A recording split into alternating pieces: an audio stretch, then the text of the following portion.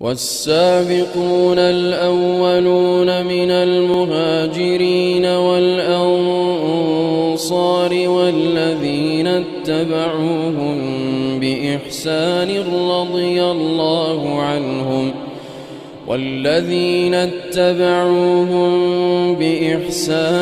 رضي الله عنهم ورضوا عنه وأعد لهم جنات تجري تحتها الأنهار خالدين فيها أبدا، ذلك الفوز العظيم.